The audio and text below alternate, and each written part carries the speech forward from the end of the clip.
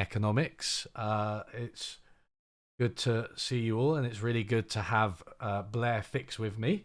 So Blair is an economist who blogs at a website called Economics from the Top Down, and I've been following his work for quite a long time, and I'm really looking forward to talking through some of it with him. So Blair, thank you so much for coming onto the stream.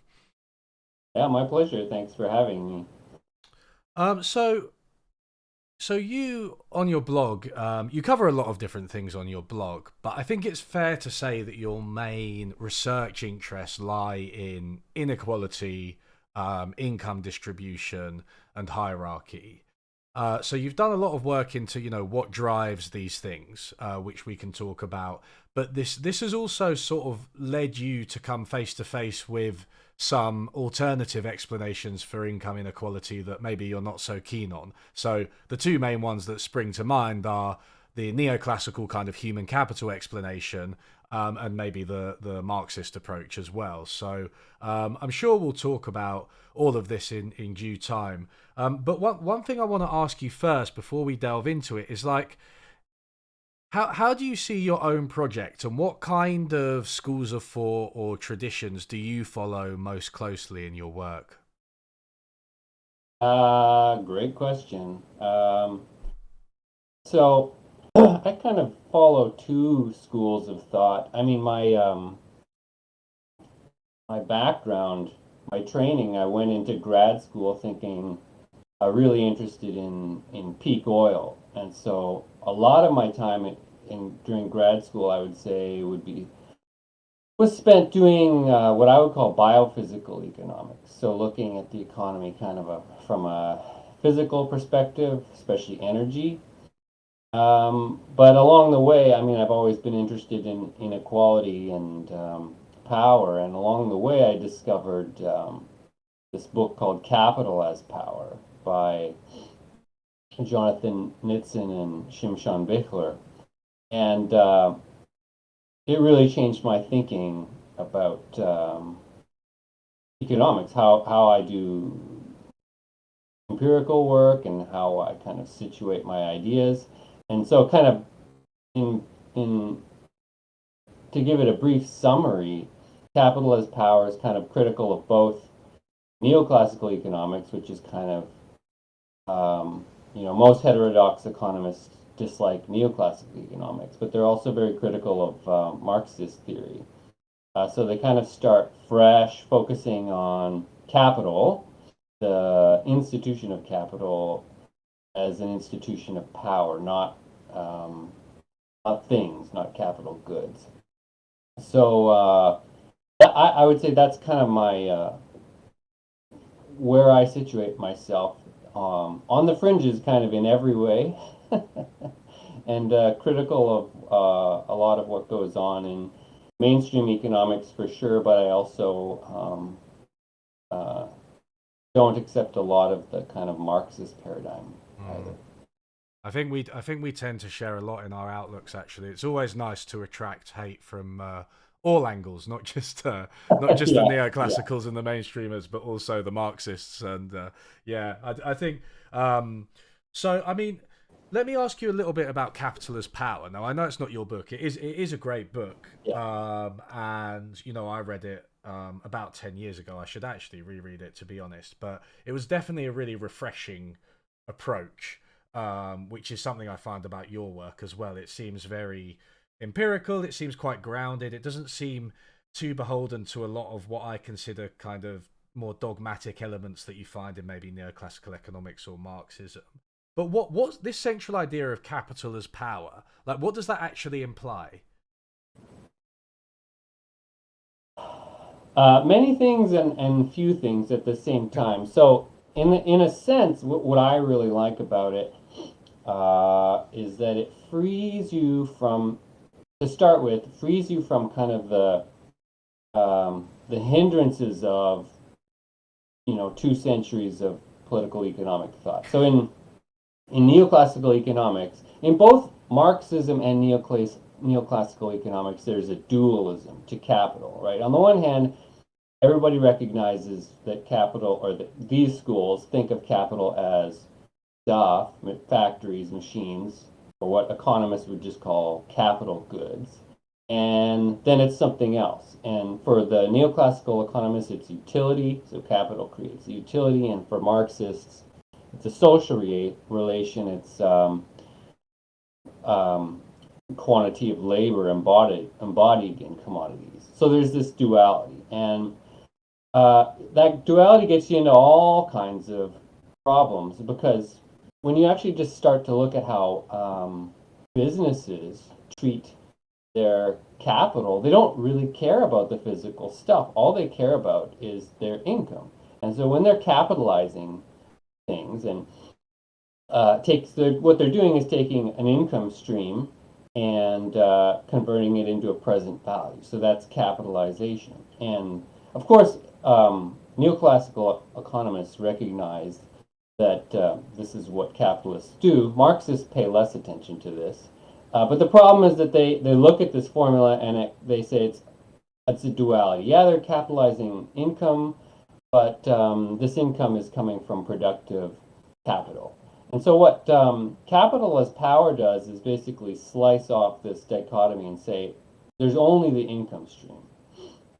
And so in one sense, that's not very radical, because it's exactly how the capitalists think. They just care about their income and capitalizing it in a present value.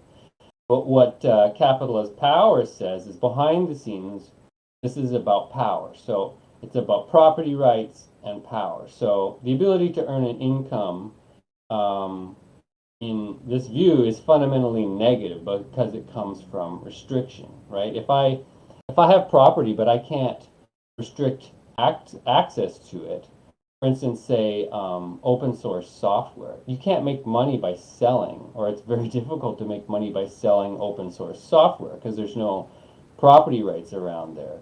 But once you enclose it using property rights, then you can earn income from it. So the starting point is that the act of earning income is about power. So that's kind of the core thesis. And then from there, there's all kinds of interesting empirical. What I really like about it, I like that thesis, that income stems from power. But what I really like is that once you're freed from kind of the classical underpinnings of capital, you can take the empirical research in all kinds of new directions, and kind of focus on competition between capitalists. So when you look at the stock market, you can study it in terms of a power dynamic, like what stocks are going up relative to other stocks, and treat this as a power dynamic. Yeah, yeah. It's quite disarmingly simple, isn't it? I think, to say, okay, let's forget about these really difficult to measure, or maybe even unobservable quantities like physical capital, and you've got other things which we'll probably discuss, but there's like preferences and technology and labor values and all these things that underpin the alternative theories. Whereas what the capitalist power thesis does, it says, no, okay, let's look at the actual observable profits, the performance of companies, of stocks, these nominal values that you can see that are reported all the time, all of these details. And then you can proceed from there into a theory of how capitalism works, which just strikes me as more empirical from the outset, right? Yeah, and it's so Jonathan Nitzan, who I studied with at York University. It's funny because so when he finished his PhD in 1992, he went and worked for an investment company. Basically, he was writing reports for investors for 5 or 6 years before he was able to get a university job. And I asked him, like, what did you do? And he said, I do the exact same thing as I do now. I analyze the stock market. And so when you look at what investors care about, it's the money. They care about the flows of money and what's going up, what's going down. And he basically said, I just wrote about that without the kind of radical undertones that this was about power. And so when he started writing about his own research at a university, he basically just took kind of that analytic approach and then added the power underpinnings. And so that's like that's just a hypothesis that underlies it. And I think it's what's nice about it is that it's not tied to, well, I'm biased probably, but I don't see it tied to anything dogmatic. Um, that that has to be true from the outset in the way that I find neoclassical economics certainly, and also unfortunately Marxism. They kind of from the outset had an element of dogma. And you were talking about schools of thought that were formulated when there was virtually no data about the economy. So of course, like, why would we be surprised that they get stuff wrong? Um, but unfortunately, it seems like economics doesn't progress like other sciences, where people hold on to these old ideas that maybe were never good to begin with. Yeah, absolutely. I mean, it does astonish me how much people cling to these things. And I think one thing that I always try to do on my channel is just to, point out that a lot of these big ideas, a lot of these big theories in economics, they have like some pretty clear empirical and theoretical problems. That Mm-hmm. if you're not completely immersed in the world where you just see everything through supply and demand, for example, if you're not immersed in that, then the problems are pretty clear. They're simple empirical tests can reject these Mm-hmm. theories, but unfortunately, it's not as simple as showing people that. Yeah, and what I also find fascinating too is just the ideological part of it used to be very clear. I mean, Marx was always very clear about his ideology in his writing, and I actually like that. The early neoclassical economists were also very clear. So, for instance, when John Bates Clark, who kind of created the theory of or marginal productivity theory of distribution, he says right at the outset that he's setting out to prove that in a free market, essentially everybody earns what they produce. So like it's theology right from the start. There's no data. It's a abstract mathematical proof from the beginning, and he sets right away that this is what he wants to prove. And this kind of gets lost as you look at economic textbooks. Um, oh, and I should also mention that he has this justification. Why does he need to prove this? Because he says if uh, if this is not true and workers think that they don't earn what they produce, aka what Marx says, then they would have every justification for revolting. And he says, he's clearly conservative. He doesn't want workers to revolt, so he needs to prove that they earn what they produce.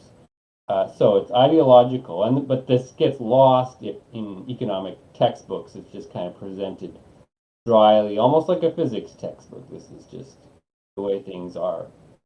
It is quite striking that historical tidbit, isn't it? That John Bates Clark literally came up with the theory of marginal productivity, which he interpreted as, everyone gets what they deserve, essentially, which is wrong, by the way, and maybe we can talk about that. That's actually not the right way to interpret it. But that was his purpose from the outset, was to justify the existing income distribution. It's like, well, how do you hope to end up with an honest theory of what determines income when you go in it with knowing your conclusion? And this will annoy plenty of people, but I think, to be honest, Marx, although the road there was much longer, I think there's some similarity in that, coming from the opposite direction. I think he kind of already made up his mind, and you just end up with theories that are just very obviously biased. Yeah, absolutely. I think Marx is a very interesting person because I kind of think of him as two different people almost. He was a historian and a political commentator, philosopher, and all those sides of his writing are fascinating. Mm. Um, he was also obviously a revolutionary, and then he was a scientist, and in his science he was, I think, a bad scientist. He basically started with an assumption, which, I mean, you have to have assumptions Sure. in science, but it was one that turned out to be, I think, a very bad assumption, the labor theory of value, and he just assumes it right from the beginning of Capital. He just I assume. basically, he doesn't say it in these words, but he assumes that the labor theory of value is true, and then he derives everything else from that. But what is the justification for this? And again, he didn't have data at the time. That only came with the national accounts in the 20th century. Um, so it's very tenuous from the beginning, unfortunately, and that because he then tied so much of his commentary to the labor theory of value, kind of undermines the rest of what he did, unfortunately. Hmm. Yeah, it's interesting, isn't it? I mean, the supporting socialism really doesn't have to depend on believing the labor theory of value. You know, to be a socialist, to be even a No. communist, whatever, no matter how radical you want to be, it really doesn't depend on the labor theory of value at all. But I think for a lot of people, it seems like, you know, giving up the labor theory of value would necessarily threaten all of those political beliefs, which I think is a Yeah, massive shame.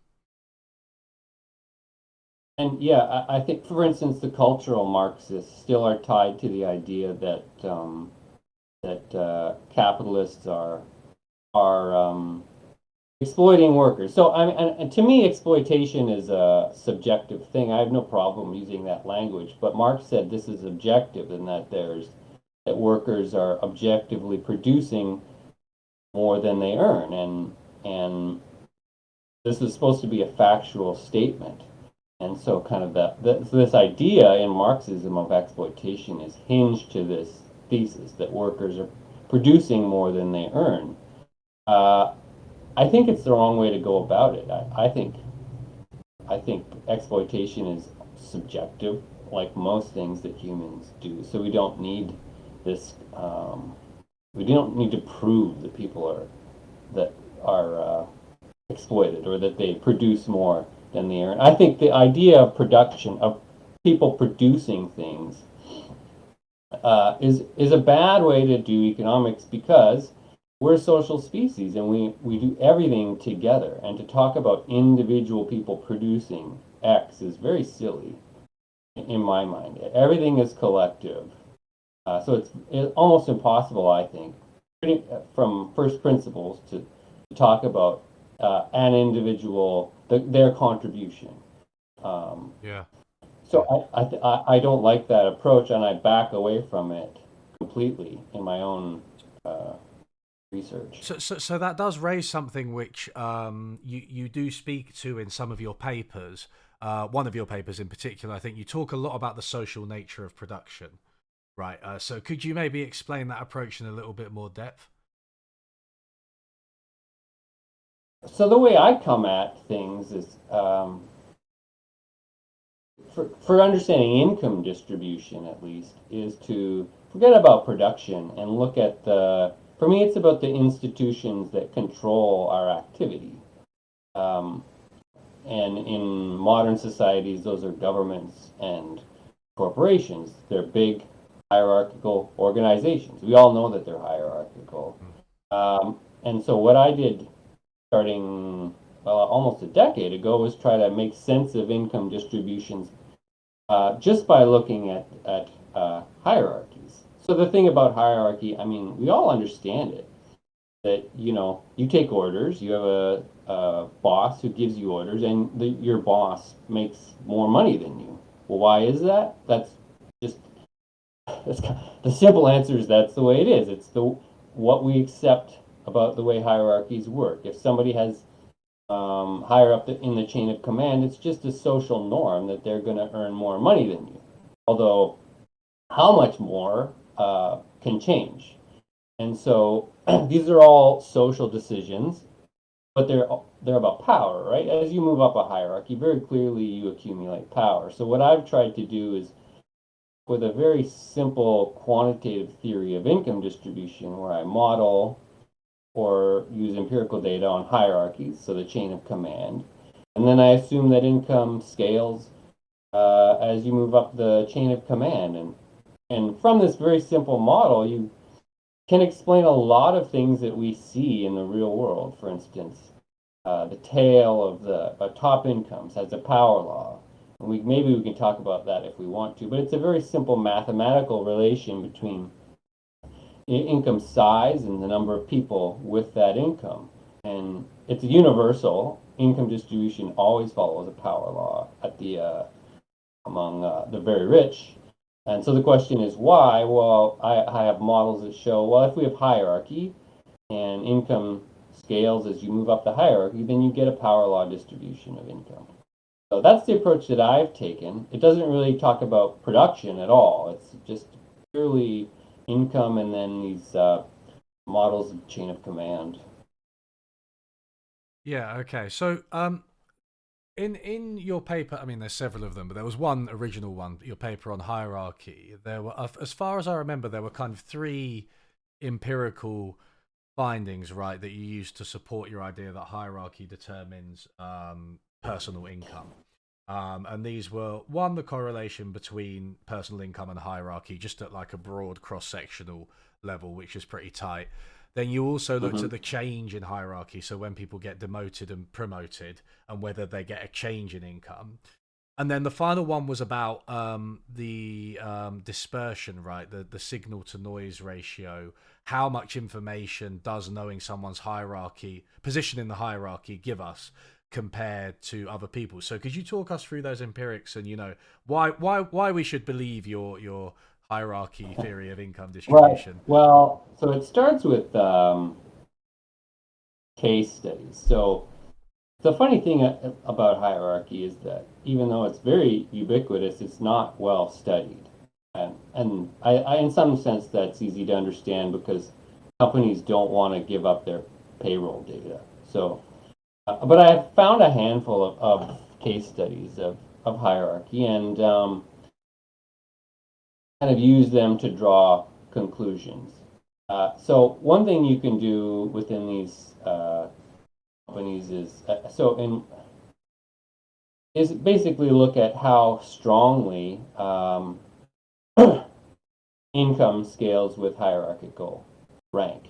And so this is what you were referring to as the signal to noise ratio. So in one of my papers I went through, I just tried to find a whole bunch of traits that might affect income. So the one that economists really love to focus on is education.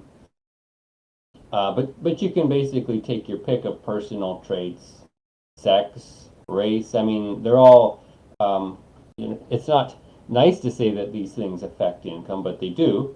And what you can do then is use a signal to noise ratio. And what that means is that you look at how much income varies between groups. Say, how much does income vary between people of different education on average? And then you look at the noise within the group.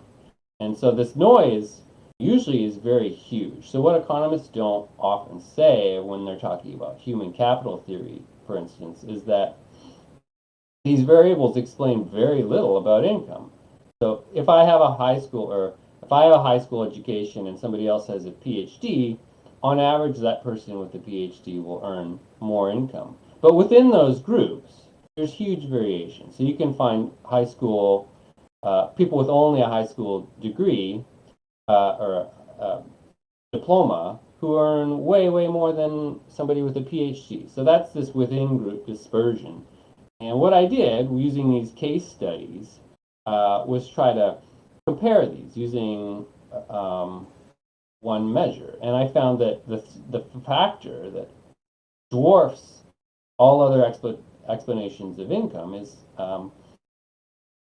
hierarchical rank. So this is all, it's based on, I would admit, very limited case study evidence, just because we don't have good data on income within hierarchies. So that's one angle that I've taken, kind of just looking at the signal to noise ratio. Then I built a whole bunch of different models from that to try to kind of tease out more details. So that's a whole rabbit hole. I don't know if we want to get into that. Um, but and then I should just say, just in within one company where we have a lot of data. So I wrote a paper called I think it was The Trouble with Human Capital Theory, and I just showed within this one firm where we had data on the chain of command that hierarchical rank, uh, the effective income by hierarchical rank, just totally dwarfs human capital variables. So this is a kind of a big problem for human capital theory, right? Which proposes it's basically an extension of neoclassical economics. That you earn more money if you're more educated, if you have more human capital, because you're more productive. But it just, when you look at all the explanatory variables, like hierarchical rank, and then assume, well, yeah, basically it just doesn't work. It's not the strongest explanation of income. Yeah, okay. So like economists will run a regression of, wages on education, and they'll show that it's statistically significant. Education has some Mm-hmm. predictive power, as does experience, as do, I don't know, certain other measures of skills or ability, whatever Yeah, you want to call human capital. They do have predictive power, but what you're saying is there's a very high variance here, right? Like it's the noise is actually very high compared to the signal. And if you've got two people with degrees, for instance, they, one of them can earn like the below the national average income, and one of them can earn six figures, right? And that dispersion tells you that actually human capital is not that great a predictor of personal income. yeah, and the economists who created human capital theory um, knew this from the beginning, right? I'm forgetting the guy who wrote the first human capital theory. His name starts with an M. Mincer. Anyway, Mensa, thank Was it you. Jacob Mincer? I can't remember. Yeah, Yeah, yeah. yeah. He wrote a theoretical paper basically proposing human capital theory that education would explain the distribution of income. And then later on, he did some empirical work, and he basically admitted in this paper in, I think, 1971, that it just didn't explain the bulk of variation in income. And if you think about it, so extreme examples, CEOs are always extreme examples. If you look at Fortune 500 CEOs, what are the traits that unify them? That could plausibly explain their extreme incomes. It's not education. They're slightly more educated than your average person. Many of them now have master's degree, although historically they didn't. So it's certainly not education. What is it? Well, to me, it's obvious. It's staring you in the face. They're the CEOs of giant corporations. And so there's, even when you look at the relation between the CEO pay ratio, it scales with firm size. So this is actually a very old discovery, but I've kind of tried to revitalize it. So if you look at a CEO that is a CEO of a company with 10 employees, they tend not to earn that much more than the average worker. Whereas a Fortune 500 CEO, where those firms have 100,000 employees often, they're sometimes earning 10,000 times more than the average worker. And you can basically draw a line through this relation. How big is the firm? What's the CEO pay ratio? It's just a straight line. Um, and I think this is just about power. Why do people at huge firms earn more income? Well, they're at the top of a giant hierarchy. And if you assume that as you go up the hierarchy, income has to increase, usually exponentially, because every time you get a promotion, you get say, a 10% raise or whatever, uh, you end up with this relation. Um, and this is not my discovery at all. It was actually Herbert Simon, who's not a radical economist, um, wrote up the first kind of uh, hierarchy model, I think. And he wrote it up, and it was, I think people are aware of this paper. Obviously, Herbert Simon, he won a Nobel Prize, so he's not unknown. But this side of his work was more or less ignored because I think it just doesn't fit with um, neoclassical economics. It is remarkable how little attention there has been paid to hierarchy. It seems like such a simple insight, like as we've said, and there's just no data on it. I mean, let me push back a little bit because I guess one of the real issues with any theory of income distribution is that you often get a kind of circularity, right, don't you? Because you end up explaining income by income, and you've got a lot of very highly co-correlated variables. Like income and costs, and you've got like and even education and experience, and arguably hierarchy.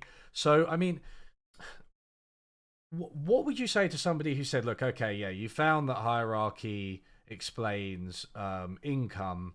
You found that okay, so people higher up in an organization, people who are bosses earn more money than people who are workers. Like, so what? Isn't that just obvious? Does that actually get us anywhere in terms of, an interesting and novel theory? So let me take the long road to answering, because the Sure. biggest pushback I get from my own work is that, yeah, sure, there's returns to hierarchy, but that's just about skill. And in a sense, this is impossible to disprove because there's always unmeasured aspects of skill. And if you say, well, there's something you're not measuring, that actually explains the returns to hierarchical power. Um, I can't really respond to that because all I have is the data that's available, and nothing measurable that we have can explain the returns to hierarchical power. And then on the other end, so to get back to your question, yeah, I mean the problem with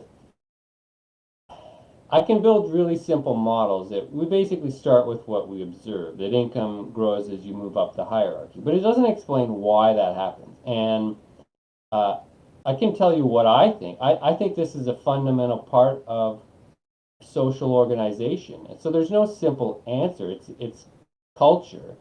We have a culture in which, to start with, it's almost unthinkable that there would be no returns to hierarchical rank because that would undermine authority, right? Say, Mm. I want to give you orders, but you look at me and I earn, let's say, 50% of your income. That undermines my authority. Why? Just because that's the way humans behave. We treat income as a marker of importance. And so to have authority, you have to earn more income. I think almost I hesitate to say by definition, but just if that's the way we treat status. And so these are very, I think, deep questions about human society, human culture. I don't get into them in my own work because I'm mostly a quantitative guy, but in the background, they really, really interest me. And I think if we studied hierarchy in more detail, we could tease out these, what are ultimately sociological questions.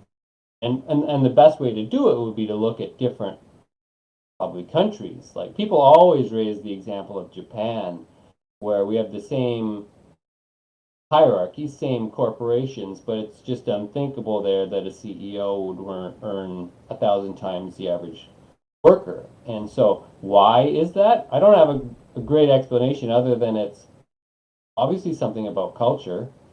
But culture is such a messy thing to study, right? So I kind of admit that every time I write about my models, I say, look, this is a quantitative model, basically taking what we observe and trying to Mm. tease out implications. Why we observe, why hierarchy, why does income grow in a hierarchy? I don't really know, other than that it just does everywhere we look. Um, Mm. it's a kind of Yeah. a question, like similar question is why are kings rich? Yeah. Yeah, I think. I mean, someone in chat is saying maybe you could call it ideology uh, instead of, or as well as culture. What you're looking for, To me, those are the same. Those are synonyms. right? But Yeah. yeah. Okay.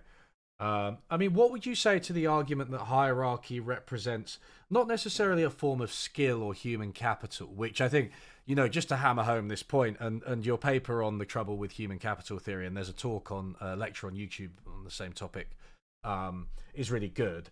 And you point out that this skills explanation. We've said that the observable variables, education, experience, ability, whatever, they actually have quite low predictive power over personal income. Hmm. Then what you get from the sort of hardcore human capital theorists, and you get this in economics textbooks. I think you quote Mankiw is like oh well, it's some unobserved human capital, and at that point it's unfalsifiable, right? So that's Yeah. not a very satisfactory explanation. I think you're right.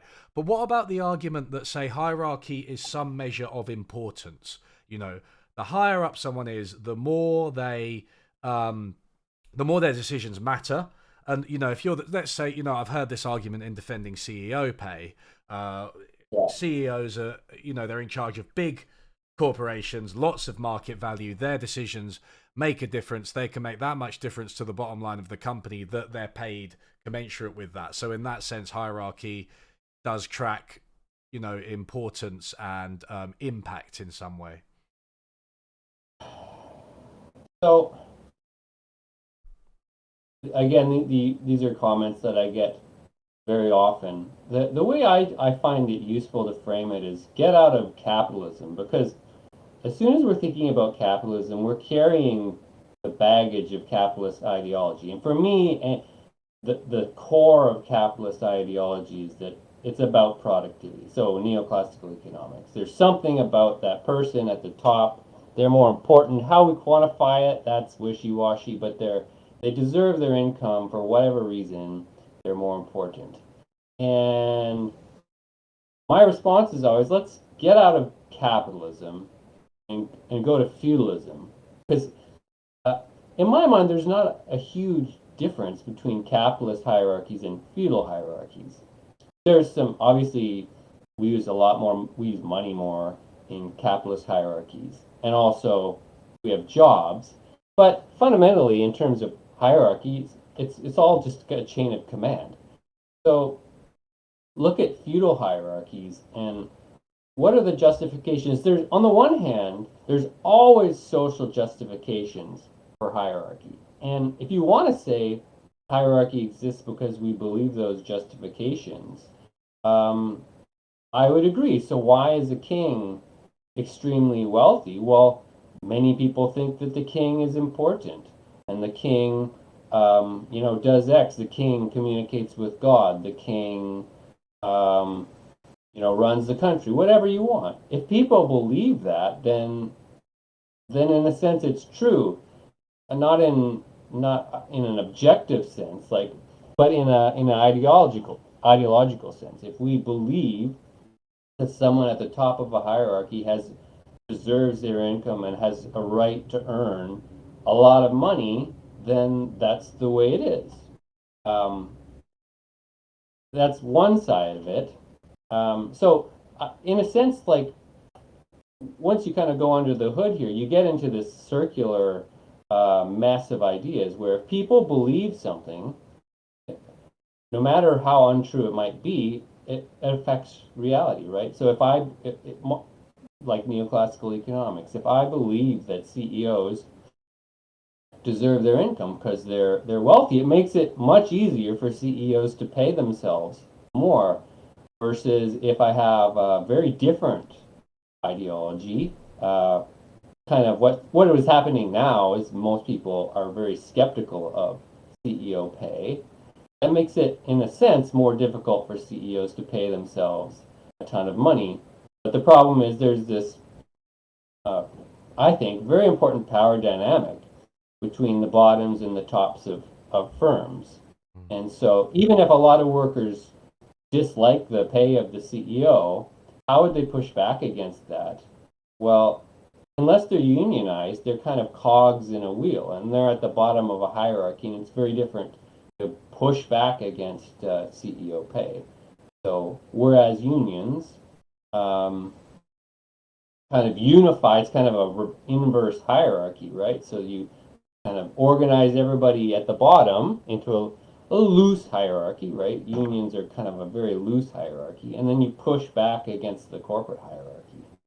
Mm. So I don't pretend that it's simple, but I think as soon as you accept, to me, the idea that it's about importance, these are all human justifications. And I'm interested in the ideology, but I also want to go beneath it and say, like, look at the only societies where they don't believe in hierarchy at all.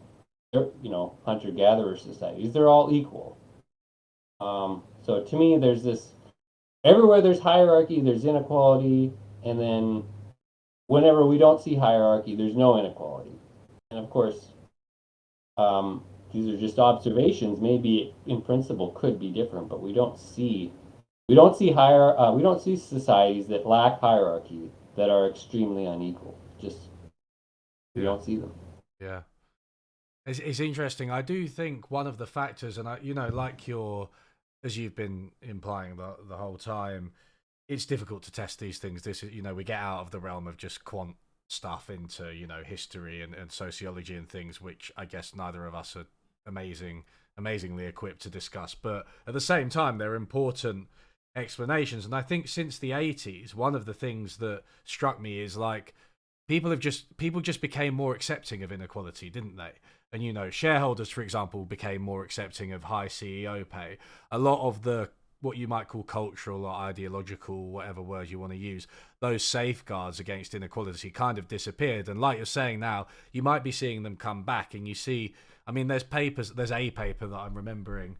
I forget who authored it, but it was about the outrage constraint on CEO pay. Basically, if the CEO does something bad, the company does something bad, or their pay just gets publicly released, everyone gets really angry and their pay ends up getting reduced, right? And what's that? This is exactly what we're talking about, right? Do you have social justification for these inequalities or not? In a way, it's really straightforward, but it's also very difficult to get to the bottom of. And maybe there is no bottom. Maybe it's all just humans do this because humans do this sometimes. Yeah, I mean, in a sense, this so there's a paper that does look at what determines top income shares. So they're talking about the top 1% share of income, and it's sociological. So they're looking at things like um, unionization rates, tax, like how high are tax rates, upper income tax rates, um, politics of government, and they run through all these things. And it's not surprising, right? Higher unionization rates tend to decrease inequality.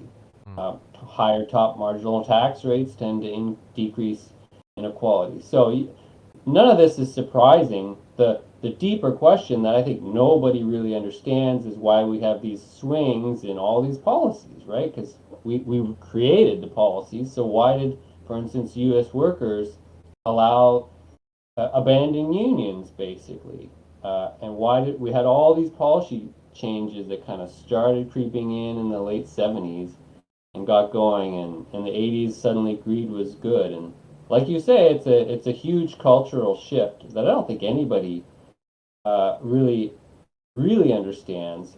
Um, my kind of the only thing that I continue coming back to is that usually war is extremely unifying. So it's horrible in one sense. So World War II is horrible in so many senses, but when groups fight wars, they tend to unify. There's a common enemy, and then everybody within the society then agrees to get along. And I think after World War II, in the United States and other English countries, there was this shared sense of commonality, and that lasted 20, 30 years, and then by the 70s, it was kind of back to normal. So that era of low inequality is the outlier, right? And that's something that Piketty makes very clear is that this Yeah. post-war boom in the grand scale of human history, or at least the history that we know, it's an outlier.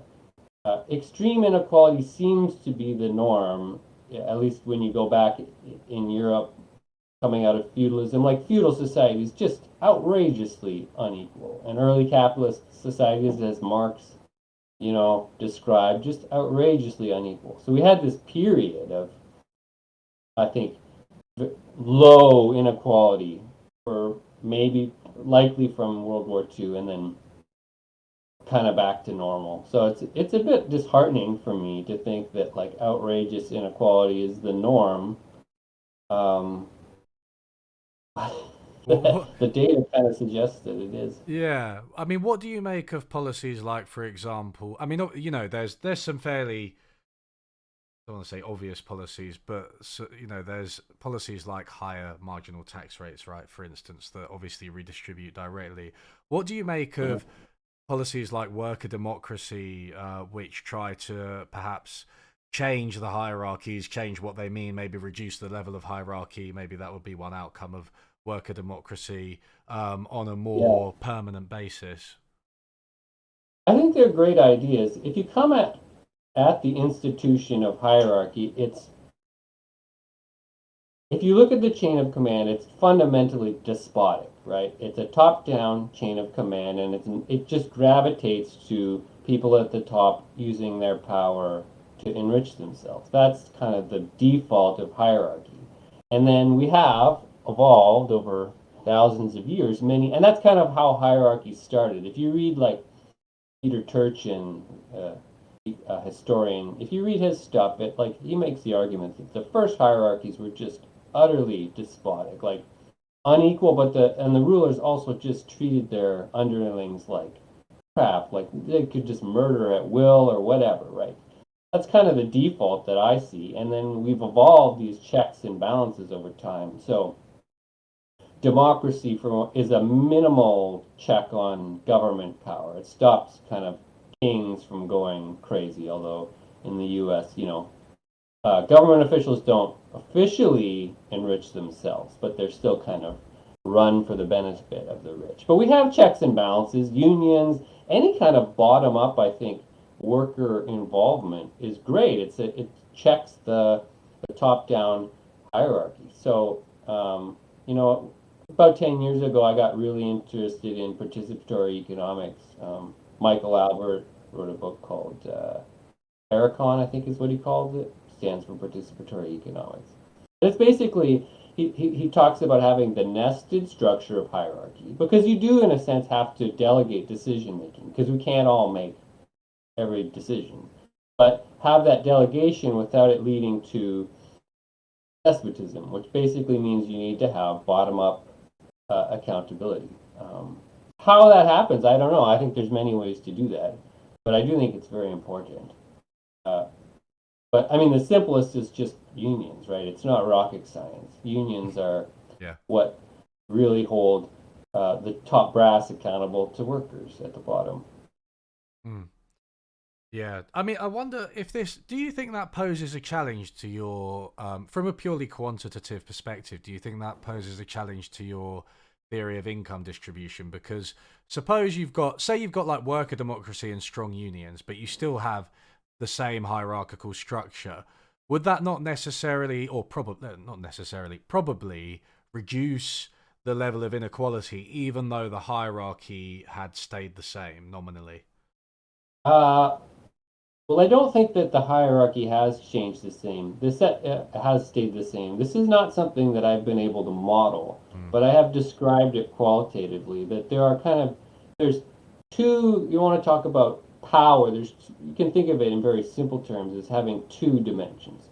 On one dimension is just the raw number of people who take orders from you, and that's the way I've modeled hierarchies, because that's the simplest data to get.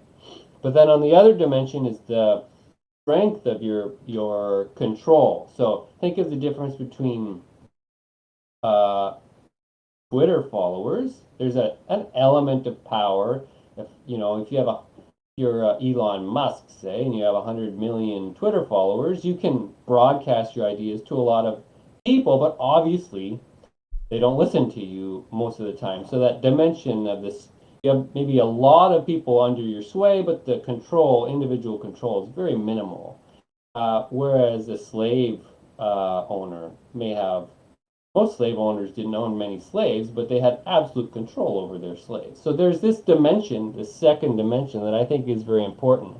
And so you could, like you say, still have a nested structure, which we would call a hierarchy, but with much reduced control over individuals. So if I say vote to have my uh, manager, say that all the people under a manager vote to have that position filled, that immediately reduces the power of that person, and say they can be recalled at any moment. So you still have that nested structure that I've modeled, but the strength of the power relations are reduced. How do we measure that Mm. quantitatively?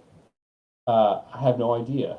So It's you're something that we yeah. could think about. So that's maybe the missing link in your modeling at least is like you've got the hierarchy, you've got the the workers, then the managers, then the boss or whatever, but the Yeah, links between them, the yeah. strength of the So power this is an relationship. element of, yeah, absolutely. Like, in a sense, I'm using kind of network theory. A hierarchy is a network, and Yeah. everybody who models networks knows that, in a sense, you can model it with nodes and segments joining those nodes, but that's a very simplified version of the real world human relationships, right?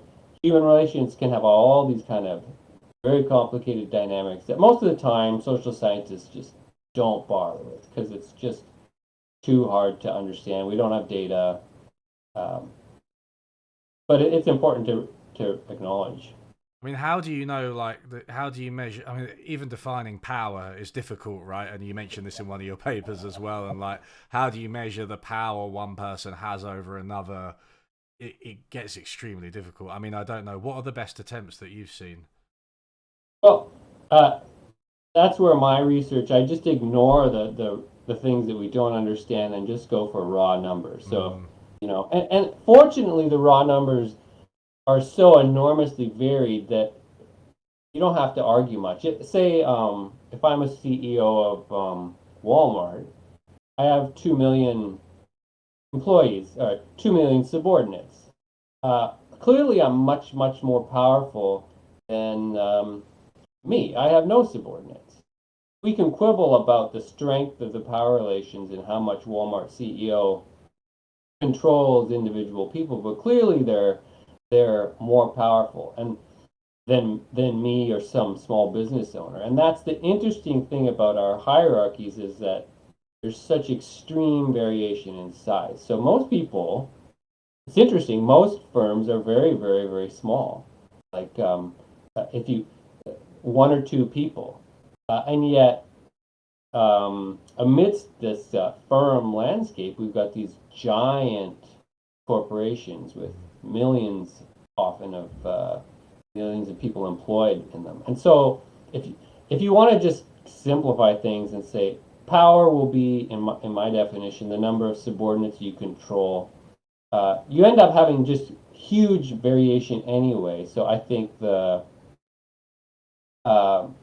the subtler elements of power, it's reasonable to ignore them. Doesn't mean we would want to do it forever, but since we don't have data, like this is always the problem with modeling. Like, what do we ignore? Because the real world is just too complex to include everything, and we don't have data. So what can we plausibly ignore? And I think I make the argument that this is something that we can ignore. That these subtleties of power dynamics, let's ignore them. Let's just count subordinates. yeah, this goes back to what we were talking about at the beginning, right? Which is like basing your theory on the data we can observe. And it turns out that, yeah, like you said, we know a CEO has much more power than the average worker. So let's use that observable to try and predict income, right? And we get quite a lot of predictive power out of that.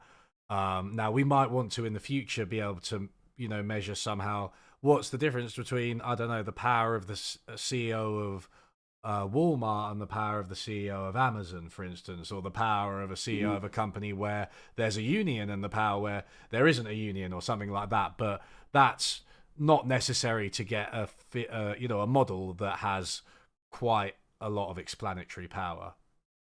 Yeah, I agree, and I think those questions are. I would be fascinated if people started asking them. It would be difficult. I mean, it would involve like giving out questionnaires to different companies Mm. and looking at the different cultures within companies, and then tying that to the pay scale within the hierarchy. I think that would be an absolutely fascinating research project, but it would be a lot of work. You need the funding, you need companies to agree to you collecting this data, and doesn't mean it wouldn't happen, but to date, like economists just are not interested, so it just doesn't occur to them to study hierarchies, with a few exceptions, like literally a handful, 6 or 7 exceptions that I've been able to find. So that's just cultural, like that's Yeah. part of academia. Um, Yeah, it is again completely understudied. Worth repeating that it is just something that there's lots of room for people who are listening to fill these gaps, right? Let me ask you, because people in chat have mentioned this, and it did occur to me. You're talking a lot about inequality and hierarchy in hunter-gatherer societies. What do you make of the work of David Graeber on this topic? Have you read The Dawn of Everything? Do you know I what have not it's on? read it. It's on my Okay, reading list. yeah, So I can tell you that I've read several reviews of it, and I am very familiar with David Graeber's work. So in a sense, I think it's the argument is trivially true, and also a bit uninteresting. So the way I understand the thesis is that they're kind of critiquing a very well, I hesitate to say a straw man argument, but this stages of human evolution, starting with hunter gatherers, going to agrarian society, and then along the way, modern capitalism, or whatever you want to call it. yeah. No serious social scientist that I'm aware of treats this as a natural progression. It happened to be kind of on the whole what happened in human history, but that's just kind of what happened. No serious social scientist says this has to be this way and every society must go through this progression. I don't think anybody believes that. And so I think in a sense that the the Davids book is arguing against a straw man. That said, I think it's very important to understand that there's, when you look at individual societies, they go in all sorts of different directions, and so you can find variation in the way that hunter gatherers organize. For me, the most important thing is actually energy consumption. So you'll find people say, look, there's these hunter gatherers who are very hierarchical. Happen in, for instance, in Western Canada is the classic example. These societies that lived along the banks of the Fraser River Valley, and they harvested massive quantities of fish, and they were extremely hierarchical. Um, you can call them hunter gatherers, but to me, what matters is the concentration of the energy source. To me, as soon as societies start to really harvest concentrated energy in larger quantities, we get hierarchy. So whether you call it hunter gatherer, whether you call that agriculture, I don't care. But what seems to be universal is that as societies start to, and this is the other aspect of my research, the biophysical aspect, is that as soon as societies start to harvest significantly more energy than um, kind of in the background of deep human history, like what our primate cousins would just basically low level, like satisfying your hunger, basically. As soon as we consume more energy than that, we tend to slowly build up hierarchy. And yeah, there's no law that says that has to happen, but that's the tendency. So the language that we use, like hunter gatherer, these kind of modes of human society, I care less about that. For me, I'm a quantitative guy, so I think if you focused on energy, you would see very clear differences between these um, quote unquote hunter gatherer societies with extreme inequality that are usually centered on concentrated uh, energy sources versus the ones with no hierarchy at all, which are usually just foraging for dispersed uh, food. But anyway, this is a whole rabbit hole. Yeah. But to kind of wrap things up, I understand. I like what David Graeber uh, usually rails against is kind of rigid laws of human development, and I don't think very many social scientists actually believe that. Um, but it is important to say that there's exceptions with everything, especially I don't know that the term hunter gatherer is particularly useful, but I'm not an anthropologist, so I kind of use it almost as a layperson. Right. Right. Yeah, that makes sense. Um, I mean, in terms of, let me just ask you a little bit more about the energy aspect of what you do, because how when you say energy, my immediate thought is the environment and climate change, right? So I was just wondering, how does this insight about energy and hierarchy, how does that relate to like our relationship with the environment and modern conversations about climate change and so on? Well, it doesn't bode well for us. So let me back up and say, like, so this is an empirical relation. This is something I discovered about 10 years ago. I was actually studying firm size in modern society. Then I discovered that there's this very tight correlation over time, also over space between countries, between their firm size, average firm size, and the amount of energy they consume. Uh, so this is just an empirical relation. Then I basically looked at that and said, okay, I think this is about hierarchy. If firms are getting bigger, governments get bigger too. This is basically people are organizing in larger and larger hierarchies as they consume energy. Um, Now, the question about why that is more or less unanswered. There's kind of two ways you can say is that one, hierarchy is necessary for consuming more energy, or two, hierarchy just drives energy consumption. So you could think of hierarchies as just kind of sucking up energy and often just wasting it. But anyway, that's an aside. Um, for me, the big picture, like for the future, climate change, environmental, it basically means that we can't have more of the same. And I think most environmentalists accept that. Like we're not going to have a future of continued exponential growth, of continued urbanization, continued centralization of power, and have a sustainable society. So I think most environmentalists just implicitly accept that. Um, but if you just kind of look at this empirical trend, if we're going to reduce our energy consumption, which I think we have to do, I'm not an efficiency guy. I don't believe in this idea that efficiency will get us out of the mess we're in. So I think will we have to reduce our energy consumption, whether that's voluntarily or it's just forced. So when that happens, we're going to have in very simple terms, a reversal of what we've seen so far. So people working in smaller organizations and probably living in smaller cities and towns. But this is a guess. It's always risky to take some historical trend and then make a prediction with it in the future, right? Uh, Yeah, so I mean, yeah, I guess the question is whether, I mean, not that we'd want to preserve hierarchy as such. We've just discussed ways of bringing it down, but just from a purely scientific or predictive perspective, could we reduce our energy usage while having the same hierarchical structures? Now, you've said historically there's a relationship between the two, but I think if I'm interpreting you correctly, what you just said at the end was okay, that doesn't guarantee that correlation is always going to hold no matter the form of human society, right? And I guess that's I kind of think what Graeber and Wengrow talk about, right? Like the changeability of human society.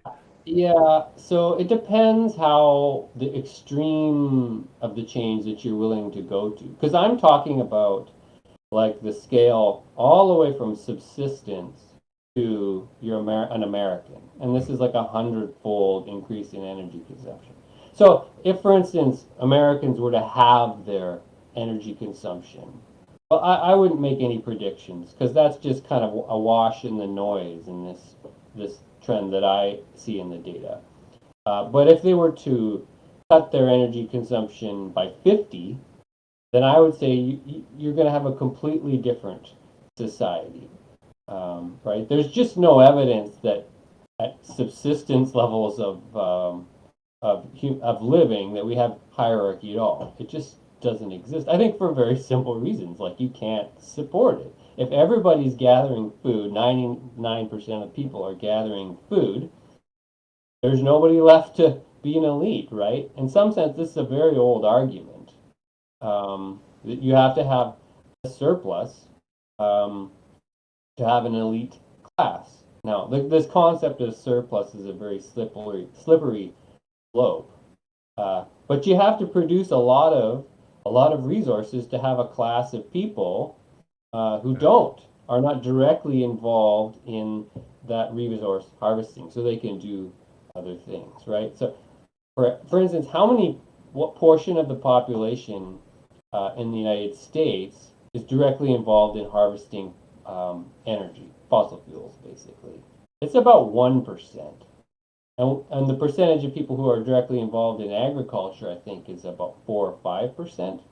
Whereas historically, in before fossil fuels, 80, 90% of the population were involved in agriculture. So what this energy does is frees up everybody else to do other things.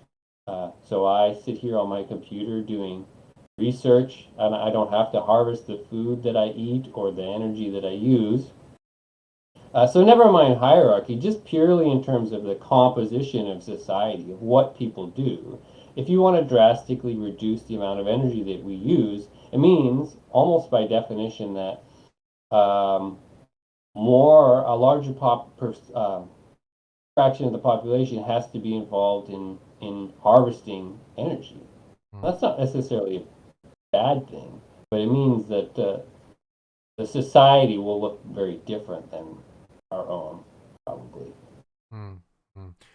Do you think it's the case that the people who aren't involved in direct production of energy, for whether fossil fuels or food, they are more likely to be subordinated, right? Is it the case that the class that lives, without being involved in that kind of direct production usually ends up being the class on top? Or parts of it, I should say. Obviously, there's lots of different to talk about, different parts of the hierarchy to talk about, but like, do you So, think that parts of it end up being the rulers? well, by definition, I think the one way you could define an elite is that they're not directly involved in any kind of, I hesitate to use the word useful, but they're not directly involved in any, they never touch resources. And that's, I think, that's something you could say universally for all human societies that have an elite class. They're doing other things, usually involved with managing other people. Now, then you get into the subtleties of, are these people necessary? Like there's a functionalist school of thought that say, yeah, even though elites don't literally harvest resources, they're providing a service to society. And then there's the conflict school, largely from Marx, who says, no, no, they're just parasites. Um, so the argument I was making, you can talk about though sectors without really talking about elites at all. So, and that's actually the simplest. What we have the most data on is that as these resource harvesting um, sectors shrink, and they do so because we're using more and more energy. So you give a farmer a hoe and they can grow a little bit of food. You give them a giant tractor that runs on, you know, hundreds and hundreds of gallons of fossil fuel a year, they can make a ton of food. Now there's no real exploitation here to speak of. It's just we're taking tools and using substituting fossil fuel energy for human energy, and that frees up then a whole portion of the population to do other things. So you can talk about that relation without talking about hierarchy at all.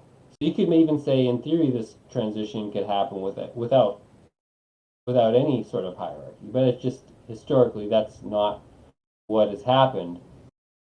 So and you can think about it. There's many ways to think about it. So how, for instance, take the tractor.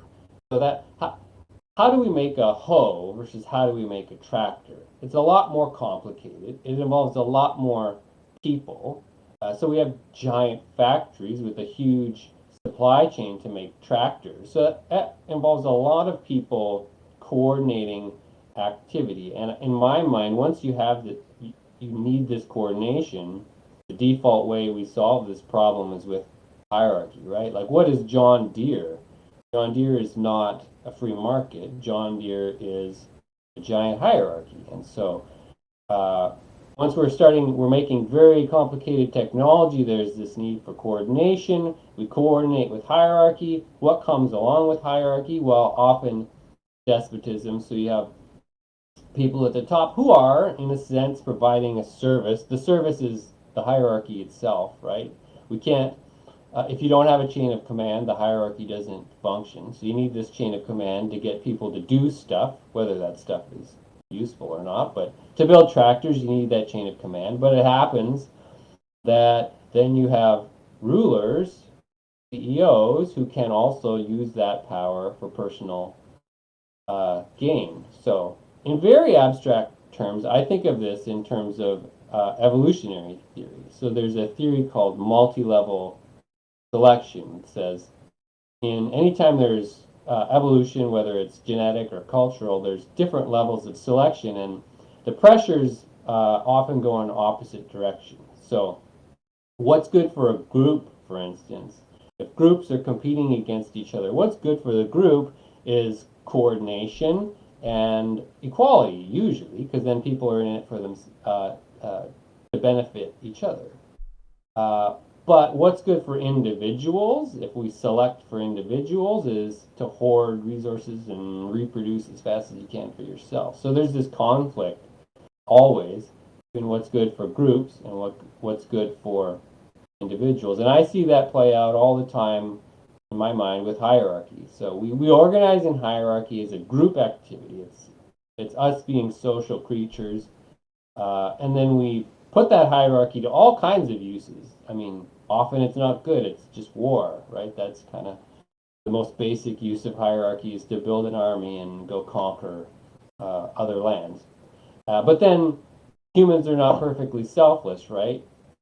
If you give somebody power, you can just kind of count on them using that power to benefit themselves. So it's a double-edged sword. And I realize this is a very long way to answer the question, but we get hierarchy. It seems to come along for the ride when we start using more and more energy. More and more energy, more complicated production systems as well, and Yeah. that tends to come along with hierarchy, I guess. But that doesn't mean that we can't, like we said earlier about worker democracy. It doesn't mean that we can't, try and make it more democratic, manage it, Yeah. reduce abuses of power, and so on. It doesn't mean that Yeah. it's our destiny to be exploited and ruled over by despots necessarily. Yeah. Yeah, and it's important to acknowledge, like, just in strict mathematical terms, when I say there's a trend, I mean that there's a noisy trend. Like, here's some scatter plots. I can draw a line through it, and in statistical terms, it's a significant correlation, but it still leaves a lot of scatter unexplained, and that's true with hierarchy. That's true with with energy and firm size. So there's a lot of scatter that's unexplained, which we should not ignore at all. Like, we're not talking about natural laws or anything. Okay, speaking of natural laws, let's talk a little bit more about Marx, because I recently made a video about theories of value, and I criticized the labor theory of value quite extensively in it. One of the sources I used was actually number one, Nitzan and Bickler's exchange with Paul Cockshott, and Mm-hmm. also your blog post, which was basically about that exchange. Mm-hmm. So the basic idea behind, I mean, there's very very many different ways to try and prove, inverted commas, the labor theory of value. The one you take aim at in this blog post was by Paul Cockshott, who basically produced a graph showing that labor values seem to correlate quite heavily with prices. So the amount of labor, or socially necessary labor, put into a product in a particular industry does actually tend to predict prices, which would be quite a strong version of the labor theory of value. So he shows this using, industry level, sector level data, what is the problem with this? Well, in a very general sense, the problem is we can get into the specifics, but it's just completely, in my mind, completely unsurprising. And so the backdrop that you have to realize is that we're talking about sectors. For whatever reason, economists have devised sectors that have very different sizes in terms of the number of people that are involved. So the mining sector is very small. In the US, about 1% of the population. We have other sectors like retail that has millions, tens of millions of people working in it.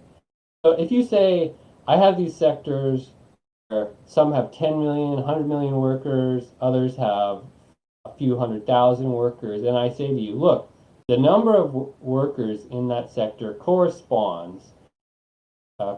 quite tightly with the value added.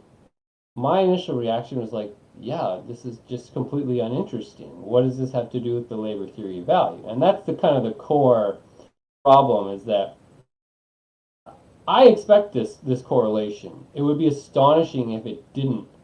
If you could see a sector with 100 million workers and for them to have the same value added for the whole sector as a tiny, tiny sector, it would be completely astonishing.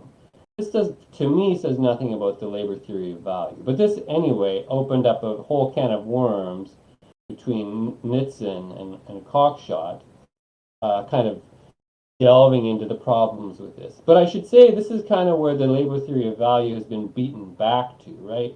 Marx started by assuming that there was this commodity level. So if I pick a commodity, the embodied labor is supposed to explain its price. Immediately he says, okay, but there's market fluctuation. So he immediately adds this caveat. But anyway, let's ignore that. It's supposed to be at the level of individual commodities. But Marxists have, to my knowledge, just completely given up testing it that way. And so Cockshott looks at the sector level and finds a very tight correlation between labor time and value added and says, look, this is evidence for the labor theory of value. But I think that's wrong. I think this correlation is just completely uninteresting. But worth explaining. Maybe we can get into that. Yeah, I mean these high level correlations. Essentially all you're doing is saying that some sectors are bigger than other sectors, and the sectors that are bigger are going to have more value added and also more Right. laborers, more labor. And you However could you do the measure same labor. thing. Yeah, you could do the same thing with countries. Like I could take Bermuda and say, look at the GDP of Bermuda, that's value added, and compare it to the United States, which is going to be billions of, well, not billions, millions of times larger. Well, the US is a huge country and Bermuda is a tiny country. I guarantee you, I could find the same correlation. If I correlated population size with GDP, I would find a very tight correlation. Again, this is always on a log scale too. So if people Mm. are mathematically kind of sophisticated, you got to know that when we're talking about log scales, like what looks like a tight correlation, if you get rid of the log scales, it's actually just like all over the place. But Mm. this side. Yeah, yeah. So I mean, do you want to talk us through? So I mean, the way I see it, right? This is I mean, it's a whole. I don't know. You could throw a whole bunch of different names at this, like a bunch of different fallacies, right? I call it the ecological fallacy, where you're going from like a very highly aggregated correlation down to a statement that's much more at the individual level, which you can't do. You could just say it's correlation isn't causation. You could call it omitted variable bias. I don't know. There's probably some other things you could call it. But one thing you do is, you develop again, I guess in line with a lot of what you do, a fairly simple heuristic which you use to explain this correlation, which you call the egalitarian heuristic, which I thought was really interesting. Yeah. So to kind of explain what I did here. So assume that we've got these sectors of vastly different size in terms of the number of people employed in them.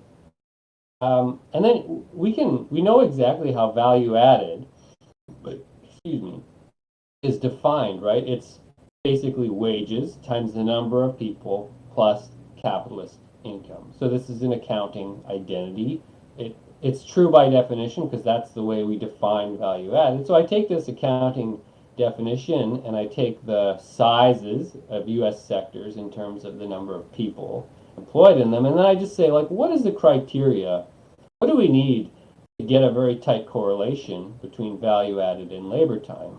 And all we really need is very loose, a very minimal amount of equality between sectors. And so what I mean by that is if I go to work at in retail, I might earn a little bit less than somebody who goes to work in, I don't know, mining. They tend to be better paid. But what is the actual difference in income? It's not huge at all. So I measure it in terms of the Gini index. So you can measure the Gini index between sectors. And it's usually very, very minimal for obvious reasons. If I can get paid more, like 10 times more by going and working at a coal mine than I could working at a Walmart, I would probably do that. But if it's like 25% more, I'd have to move across the country. I wouldn't want to do it. So, for very simple reasons, like the fact that humans want to earn the same as their peers, we tend not to see these massive pay differences between sectors. That's just, to me, not very interesting. We're a fairly egalitarian species, and if there were, these massive, sometimes with new sectors, you see very large pay differences, but they kind of equal out very quickly as people flock, right, to It's earn worth more saying as income. well. This is distinct. You're talking about between sectors, right? So this is distinct from the like within sector variation that we were discussing Yes, earlier, which yeah, we do that's see. very important because we're talking about large, large sectors where it's very easy to make an individual person may not want to switch careers, but en masse, people will be willing if there's large pay, a large pay raise to be had. Anyway, backing up, I just basically said let's assume that there's not very much inequality between sectors. If you assume that, then out the other end you get this correlation between value added and labor time in sectors. And then I reversed things and said, okay, um, let's just use random numbers and then look at what happens when we don't have a significant correlation between labor time and value added. How can that happen? Well, you need massive inequality between sectors. So in the end, what I basically said is, look, we don't need a labor theory of value. We have this emergent um, correlation that could be evidence for a labor theory of value, or it could just be evidence for kind of a very simple heuristic, which is that people want to earn the same as their peers, and they won't let extreme inequality between large groups exist because we just don't like um, inequality. Yeah, and the level of inequality required to what do you say, not produce a correlation between value added and labor Yeah, would be so high that it's actually yeah. beyond even, I don't know, apartheid South Africa, Honduras, some of the very, Yeah. very unequal societies we see. And again, you have to remember the mathematics involved because we're talking about sectors of enormously different sizes. So 10 times, 100 times larger in terms of the number of people involved. And so if you want to remove a correlation between value added and labor time, you then have to have enormous variation in per capita income between these sectors. So it would be one thing if the evidence for sector labor time were for sectors that were very, very close to the same size, same number of people employed. That would actually be quite interesting. It would be a very subtle relation. That would be harder to explain, but that's not the way the evidence works. We're talking about data on sectors that are just enormous variation in size. I mean, Uh, is there enough data on sectors that are similar size to try and make that inference, or is it just a case of small sample size, lack of data? no, that's the problem is that this tight correlation, if you start to zoom into sectors that are fairly similar in size, the noise just starts to dwarf, to drown out the signal. So that's the problem, is you need this large sector variation Mm. to have the pattern to begin with. Um, so sectoral variation actually is a surprisingly neat segue to a basically completely different topic. But I really want to talk to you about inflation because I think this is one of your most widely shared blog posts, isn't it? About the truth about inflation. It was it this year or was it last year? I think it was last year you wrote it, and you just updated it recently. I thought this was I really did. really interesting. This notion of, we talk about inflation and everyone's talking about it at the moment for obvious reasons because it's high and it's hitting a lot of people, but we talk about it as if it's one thing. There's a generalized rise in the price level, and that's also how mainstream economists, and to be honest most economists, think about it. But you say, look, it's not one thing, inflation. It's a bunch of idiosyncratic changes, largely from certain sectors, and we need to start thinking about it differently. Yeah.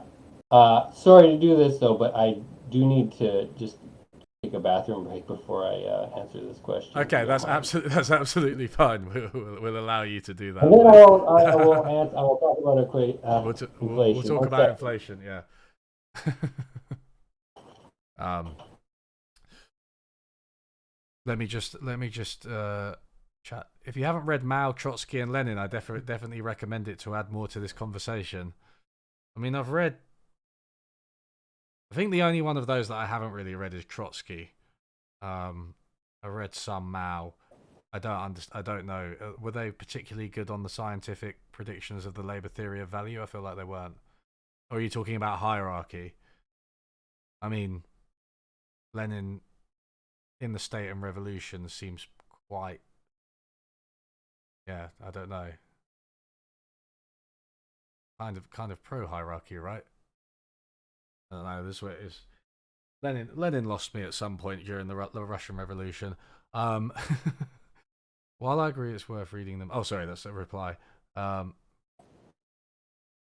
Wait, is this the gentleman that wrote all the all inflation is differential essay? Yes, Ignos, it is. It is Blair Fix. Yeah, I think so. Anyway, um, T Rex. How large would the disparity have to be in more concrete terms? Since the difference in wages does seem to be what I would consider large. Okay, I'm sorry, T Rex. I have no context for that comment. So I think I feel like it was at a very specific point in the conversation, and not sure. Yeah. Um, okay. All right. Cool. Blair is back. Blair is back with us. Cool. Yeah. So, do you now that you're refreshed, Take a do you want stab to at take a stab at well, inflation? yeah. The simplest way to summarize that is that inflation is not uh, one thing. So what I did in that post is I contrasted the consumer price index, which is a very common measure of inflation, with the actual individual commodities that are tracked, in this case in the United States by the Bureau of Labor Statistics. And they track thousands of commodities. So all I did was take the price indexes for these individual commodities and plot them on the same scale as the consumer price index. And what most people don't know, but what's very obvious from the data, is that prices go in all kinds of different directions. So the consumer price index, in one sense, is just an average. It's just like I said, if I said, what's the average income of Canada? Well, we can talk about that average very easily, but that doesn't mean, and this is the mistake, it doesn't mean that you select a random person that they'll earn anywhere near the average. And it's the same thing with inflation. We can talk about the average change in prices, which is kind of what the any price index measures. But that doesn't mean that individual commodities behave anything like that index. So what I showed is that there's just always this enormous noise around the consumer price index. So that's, in a sense, not a problem. It just means that any talk about inflation has to be put in context of the variation among individual commodities. And this is something that scientists understand very clearly, like natural scientists, I should say, whenever they report a measure of central tendency, like the mean. The mean size of this animal that I'm studying is X, and then they'll report the variation. So they'll have this standard deviation usually, and that's just standard practice. If the mean is surrounded by a lot of noise, you have to report that noise. But economists don't, right? So if you pick up a macroeconomics textbook, you'll think that inflation is just a uniform increase in prices, and that's how economists treat it abstractly, and that's made easy by the fact that statisticians, government statisticians, usually only report price indexes. They very rarely report the movement of individual commodities. So it kind of plays into this bias. So all I did in that piece was say, look, this is the way actual commodities behave. Um, and yeah, there's still inflation. There's still kind of an average increase in prices, but very hard to explain the movement of individual commodities. They're moving all over the place. Yeah, I mean, Energy like, prices. yeah. Sorry, go on. But I was just going to say, energy prices are sky high right now, especially in Europe. North America is a bit more. Uh, the prices haven't gone up as much. Now, what's driving that? Well, it's clearly war. Mm. Uh, but there other commodities, for instance, like education, have had hardly any change, and so the question is why? Well, there's you're going to have to dig into things to explain these changes rather than and the point I make is that when you look purely at price indexes, you can blame it on the supply of money. You can say, look, there's inflation, we've got too much money. But if you actually look at the reality of the way individual commodities are going every direction, it's very hard to say the problem is too much money, because then you're left saying, well, I have too much money, but for some reason it didn't affect commodity X, Mm. but it affected commodity Y, and just a big mess. Yeah, I mean, yeah, I was basically going to say something similar, but like, if you look at the past 30 years or something, you look at like digital goods, so smartphones, TVs, and everything like that, they've gone down Yeah.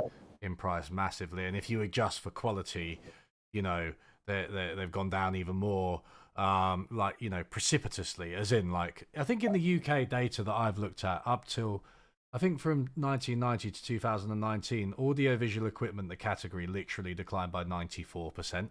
And then you want to tell me that's the same as like what's happened to education in the UK in the past few decades, because that's gone up Yeah. by 300% or something like that, because tuition fees have been increased, right? Which was actually a Mm-hmm. political decision. So I mean, it just speaks to this I don't know, this aggregated view of inflation. It's very not helpful, I find. Mm-hmm. And like you said, it's okay to report the average number, but ultimately there's different things going on in different sectors, and this also says something about how we respond to an increase in inflation too, right? I mean, do you have Mm-hmm. any ideas about that? Because obviously that's the thing that's on everyone's minds, like what can we do to reduce inflation if inflation is not one thing and is the way you say it is? Well, I don't think interest rates help. I'm going to write about that in the future. There's very little Good. evidence that interest rates actually reduce inflation. It just seems to be a reaction to it. And then eventually inflation comes down, but there's no correlation between increasing interest rates, decrease in inflation. But backing up to kind of how we understand inflation, like the dominant discourse is that it's from pumping too much money into the economy. And then the alternate, the explanation that I kind of use comes from Capital as Power, Nixon and Bickler, is that it's a business strategy. So you can make money, you can make profits two different ways in broad terms. You can sell more stuff, or you can raise your prices. And businesses often will try to do both, but for social reasons, they typically don't raise prices. Uh, it's not socially acceptable to uh, hike prices, enormously. That tends to be frowned upon. So usually what happens is that there's these swings between strategies. So there'll be periods of growth where businesses are all trying to sell more stuff, and Nitz and Bickler call this breadth. And then there are swings to the opposite where businesses on a whole are just trying to raise prices, and this is called depth. And it's a herd behavior, and that's what's important. You need to understand inflation, in my mind, as a strategy. It's not always the way businesses behave, but it's a herd strategy so that once it takes hold, it's kind of like a stampede of animals. Once the herd starts to stampede, every animal has to do it, or they're going to get trampled. It's kind of the same with inflation, is that once the business herd starts to raise prices as their route to profit, then everybody has to do it. But what's important is that this is a game with winners and losers always. So typically the biggest firms are able to raise prices the fastest. They almost always win out compared to small companies. And also, workers typically lose out in the short term. It's You think about wage bargaining. It takes typically years to renegotiate wages, especially unionized wages, whereas profits can go up in a second. So often what happens is that, this is what the evidence says, is that when there's inflation, businesses start to raise prices, but they don't just immediately share those profits with workers, they just keep it as extra profit.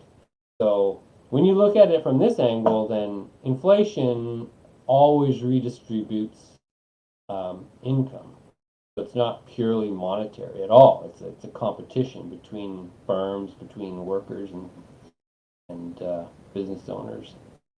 Yeah, profit's the residual, right? So it has to, you like you said, you've got to agree to increase wages. Workers and the company have to agree, right? There has to be some decision. Mm. Whereas in a lot of ways, profits just emerge as what remains, so they can go up much more automatically.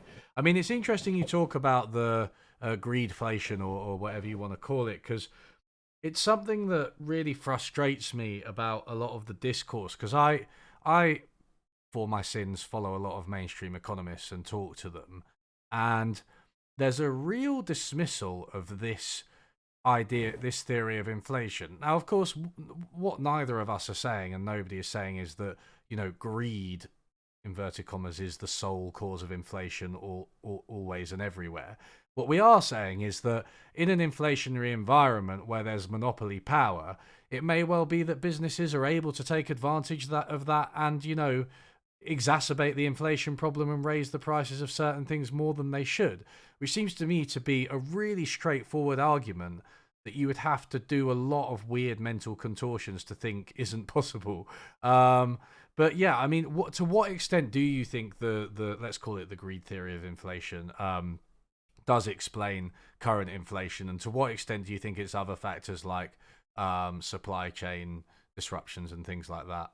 I don't know of a good way to disaggregate those types of things. There was a recent report in Canada by Jim Stanford, who's a labor economist, and he argued that, I think his argument was that about 50% of Canada's consumer price index inflation was just caused by increased profits in a few sectors. So he did the math on that. It's hard to say, but I personally find it hard to differentiate. Like, we're talking about a strategy where we have a herd behavior where everybody starts to raise prices, which means clearly input costs go up. But what's also extremely clear is that you can't purely explain inflation just in terms of everybody's input costs because for some reason, uh, sales are growing faster than input costs. That's the only way you can have increased profits. So what happens, I think basically what you said, as soon as there's this inflationary environment, everybody has to raise prices, but they don't purely just pass on the costs. And that's the kind of argument for the supply chain problems is, yeah, maybe there's some supply chain uh, issues caused by lockdowns, coming out of COVID. I would agree with that. But businesses are not just purely passing along their costs. That's also extremely clear. So, um, to what extent is inflation being driven by um, increasing profits? I don't know. I haven't tried to do math, but all I can say is that it's an important part of inflation, and it's not new.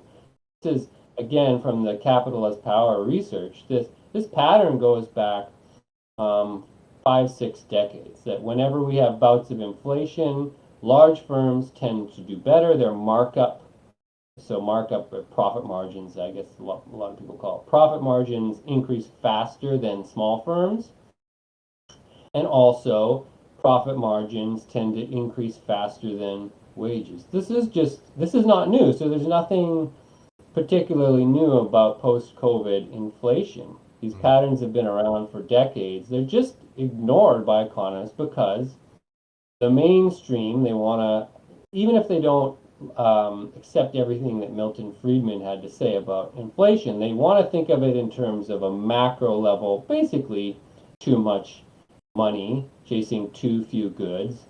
And so we have this uniform rise, and everything starts from that macro level where we simplify everything to a price index. And then you can ignore basically all this competition between groups that goes on always with inflation.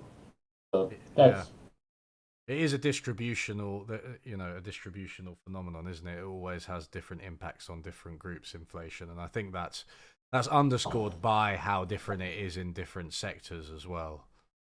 mhm. I think it's interesting from the empirical work I've seen. A few people have done it. I think Jason Smith has done it. Do you know the guy Information Transfer Economics? Mhm. Also, I read a paper recently. I forget who it was, but it was from a Josh Mason blog post. And basically, the only time that it seems that inflation is a generalized phenomenon, as in, prices are all kind of moving in the same direction, is when you've got very, Mhm. very high inflation, right? When you've got like, a proper wage price spiral, even hyperinflation, then okay, it's one thing. All the prices are increasing at the same time. It's being driven, whether you buy into the monetarist explanation or not, it's just being driven by as a generalized phenomenon. But Mhm. outside of those episodes, it's really idiosyncratic, and there's so many differences between sectors and between income classes as well, and how they experience inflation. I just think we need a much more disaggregated view. I think you could say the same thing about just economics in general. I think that in most of the 20th century, uh, economists just really latched on to aggregate averages, and to the detriment. I mean, when it comes to inflation, that means you're ignoring the differences between commodities, the differences between sectors.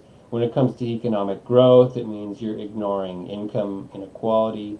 So, like, you look at the inequality literature in the 20th century, and it's just abysmal, like non existent, until really Piketty came along Yeah. at the end, late 90s, and started studying it. Nobody cared. The macroeconomists cared about economic growth. And I think that's, to me, it's an ideological bias because when you look at economic growth, you can talk about a rising tide lifting all boats. But if you study inequality, then you say, well, there's a tide coming in, but some people are in yachts and some people are in inner tube, and it's very unequal. So the same thing applies with inflation. My perspective usually is to take a disaggregate view. I think it's almost always more interesting it's just the way the world works. Yeah. Human behavior is so varied, and you can collapse it mathematically to a single thing, but typically it's not that informative.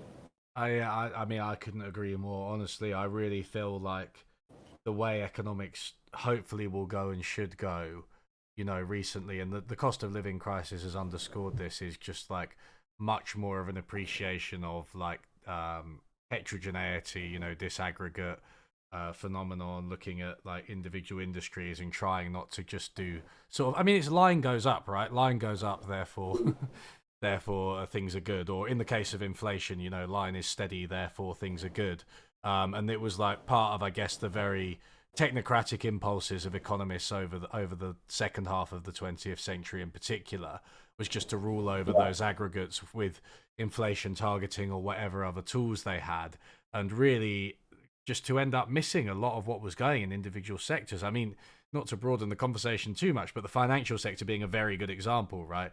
Just to ignore these things and just focus on these aggregate statistics that don't always tell us that much. Yeah. Well, and to kind of get into the big picture, that's what I like about. Are you familiar with donut economics? I think Kate Kate Raworth. was on the show recently, actually. Yeah, Okay. yeah, I think that's something that's a great idea, especially when we're talking about degrowth. It's so easy to criticize degrowth because look, the GDP goes up, that's great. Our degrowth people aren't saying we want GDP to go down. Like it's easy to straw man that argument, and if you start, if we're going to have societies that are using less raw materials, then we need to have a very subtle picture of what we're doing in our society because there's all kinds of trade-offs and which people value differently. And so it doesn't make much sense to aggregate these types of things into any single measure of well-being. Certainly not GDP, but any other single measure I would say is a bit silly because people care about different things. So that's what I like about the donut economics or any disaggregate pictures that uh, if you keep all those individual raw numbers, some of them will go up, some of them will go down, and it's a political decision then, however we choose to decide, but it's a political decision how we choose to weight those outcomes. And I think the 20th century it made life so easy for politicians because look, we use more energy, we make more stuff, and we call that good. And most people went along for the ride because there were no clear uh, downfalls to it or problems with it until we discovered, that we're wrecking the earth. So now we know, yeah, okay, there's big problems. Uh, but we're not just going to say, okay, now from now on, everything goes down. Everything goes down. Nobody wants that. So no, I think, we need to be much more subtle. yeah, absolutely. Yeah, the donut's a really good example. So not just in the environmental outcomes, which I talked about with Kay, but obviously you've got climate change, but you've also got biodiversity, ozone depletion, ocean acidification, deforestation, and so on. And you have to pay attention to all of those. It's what I guess what an economist might call lexicographic, right? It's like what they all have to be at a certain level. You can't just be like, oh, I'm gonna have this one go down, and we're gonna have loads of really acidic oceans but loads of trees, right? You can't, that doesn't Mm-hmm. work, right? And I think we want to think about our economy in the same way. So I mean, the inner part of the donut is about human needs and human rights and things like that, which I think I would class as similarly lexicographic. Like, we need all of them, we can't just trade off one against the other. And maybe one of the flaws with this aggregated thinking Yeah. is that it allows you to trade off one thing against the other far too Yeah. easily. Well, in a sense, it comes down to neoclassical welfare economics, right? Where Mm, the idea is that we can aggregate utility and then try to maximize it. This is a very old idea that goes back, I think, to Bentham, maybe even yeah. John Stuart Mill, which is just kind of made more quantitative. But I think it's just a huge mistake in thinking that we can have some technocrat aggregate utility. I think it's absurd. I mean, that's why we have politics, is because we don't agree on what we value, of what we want. We want different things, which makes it very messy, right? Nobody, politics is so messy, and getting people to agree with different preferences and different values. God, it's messy. But I don't think there's an alternative. Neoclassical economics says, well, we can make this clean and easy. It's just all scientific. We'll just solve for maximum productivity given your preference function. Yeah. Yeah, welfare economics. I mean, the welfare functions and things like that. I really don't rate a lot of that because it just depends on such strong assumptions about humans, and then it's one thing. Like we've said, you've emphasized modeling needs assumptions, right? But the problem with welfare economics is that it jumps straight to a prescriptive. It is a prescriptive exercise, right? So you're saying you can't make these strong assumptions and then be like, oh well, we should do this because we know that humans in the real world aren't the way they are in your welfare analysis. You can make assumptions and then say, okay, does this have some scientific value? Does it have some predictive power? That's fine. But the way Mm-hmm. welfare economics does it, it's like so the scientific and the normative are so intertwined, and so if the assumptions are false, then your conclusions about what we should do with the economy don't follow at all. Um, Mm-hmm. Blair, I was going to say I've asked people if they've got any questions for you. You okay to ask Mm-hmm. answer a few questions? So Sure. one person's asking, Derp Feast is asking about patriarchy. So you talked about hierarchy a lot, but you didn't mention patriarchy. So they were wondering, I guess, what you think about that, where it fits into maybe some of your work on income distribution. Well, I haven't studied it explicitly. Uh, well, no, I'll back up a bit. So it depends on how you define it. I've studied, for instance, the gender gap between the pay uh, gap between men and women. It's significant. I forget the exact figure. I think it's in the U.S. On average, women maybe make 75% of what men do. Now, I'm not talking about even for the same job, because there's all kinds of reasons that men and women earn different income, right? Because a Mm. lot of women tend to be part time, and um, they tend to work in lower paying jobs and that kind of thing. So this is an important thing to talk about. But then also there's tremendous uh, uh, differences within groups, right? So some men are CEOs of Fortune 500 companies, and some men uh, are have menial labor jobs, and the same is true of women. Now, that said, it would be interesting to study this in terms of hierarchy. So maybe that's what your question is getting at, right? As you get to the tops of hierarchies, it tends to be extremely male dominated. And I don't know the exact numbers, but like almost no, in the Fortune 500 companies, there's almost no women. Um, so in a sense, like climbing the hierarchy is a in a sense, I think a male trait. So I don't want to get into anything too controversial, but there's coming out of evolutionary biology, there's this idea that the urge to seek power is a very male trait because just the way the male reproduction works. And this is very controversial, I think, among social scientists, but not among biologists, right?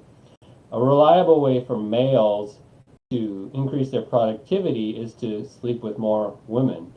And how do you get access to more women? Well, like check out the kings and the empires of old, right? They had massive harems. So the argument is that the urge to seek power is very intertwined with the male sex drive. Whereas for women, I think empirically have a less of an urge to seek power. And the biological argument is that it's because power doesn't help their reproductive success. Women tend for children. So, they can't spread their seed like men. So there's this asymmetry. So I don't think it's surprising at all that when you look at the tops of hierarchies, it's uh, almost exclusively men. Um, Yeah. would it? I don't know To if what if to the what how. Sorry, no, carry on, Blair. Well, then my counter argument would be, well, what would happen to hierarchies if we kind of got rid of that tendency and made them more gender balanced? I don't have any data on it, but my suspicion would be that there would be less despotism, I think. I think women are just less inclined to use power for their own gain. But I don't know. Um, I haven't seen any studies of that. Do you think that I mean the way you described it then I guess it was quite like naturalistic in a way. So I guess these hierarchies. I mean I don't know. I'm not a biologist. I don't know. Maybe there's something there in terms of male and female reproductive urges and how they relate to power. But you know we can still change those things, right? We can still change in modern labor markets, in particular, how they're organized. Look at something as simple as the entry of women into the workforce, right? Where there's been a Mm-hmm. massive expansion. Yeah, women are still underrepresented to quite a great degree, but we've seen a lot of changes. I mean, do you see these hierarchies between men and women as changeable in the same way that the Oh hierarchies yeah. between workers So are? that's something that people often mischaracterize evolutionary arguments. So the argument is that it's the urge that is evolutionary, the urge to seek power. In the same way that there's a very clear male urge to be violent, right? The statistics are just overwhelming that men are more violent than women, and I think that's an evolutionary urge. But that doesn't mean that the urge can't be changed, right? That's we can suppress the urge to be violent with all kinds of institutions and education and social shame, and I think the same is true for an urge to seek power, whether it's men or women, whoever doing it. So I'm not a determinist in any sense. I think it's interesting to say that we have urges Mm, that are that are different between the sexes. I don't think that should be controversial. But what we do with those urges yeah. can be molded uh, I mean, almost in yeah. a. I always think an example of that is like humans, from what I understand, have a real innate tendency to gossip, right, about each other. Mhm, And I think that's biological. I think that's really well established. I'm thinking of Robert Sapolsky in his book Behave, who talks about this quite a lot. mhm, And we use it as a way of understanding our social organization and hierarchies and everything, right? To what's happened, what's going on with everyone, where does everyone stand, what's everyone's mhm, role. Now, of course, you can't use that as an excuse to be really horrible about people behind their back, right? Oh, I'm just evolutionarily predisposed to, talk about people. That we have that tendency. That doesn't mean you then go from that to either a statement about like individual behavior or politically about how we should organize society. They're two yeah. dissonant things, right? And similar with hierarchy, I think you can say that we have a very clear urge to be selfish in certain scenarios, and hierarchy plays into that urge. But then you can't turn around and say, well, that justifies, say, Enron.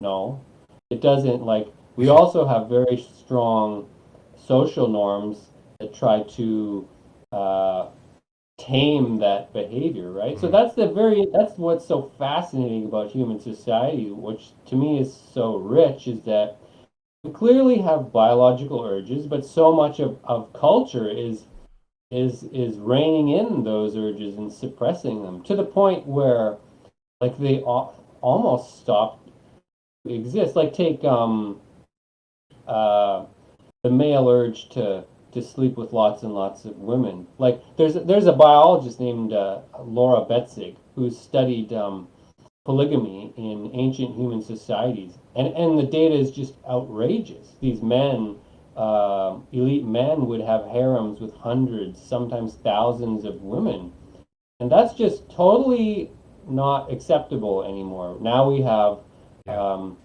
the social norm is that we have one man, one woman. That's the marriage norms. These are not that old. Like they're several thousand years old, but they're not the norm if you look at hierarchical societies. So but basically what you're doing then is suppressing some very deep urges to the point where they almost just stop existing. Mm. Um, so that So I find that absolutely fascinating. yeah, no, it is the interaction between like biology and politics and social organization. So let's move on to another question. So VAT included asks, are you using a qualitative approach, especially when trying to understand the dynamics of hierarchy inside a company? I am I personally haven't done any research. I think that this would be a great place to do qualitative research. I personally haven't gone beyond armchair theorizing.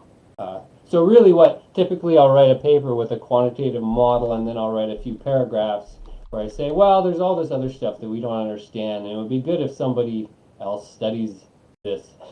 But it's really not my thing. So the qualitative studies I think are That's a classic. That's fantastic. a classic academic approach, by the way, isn't it?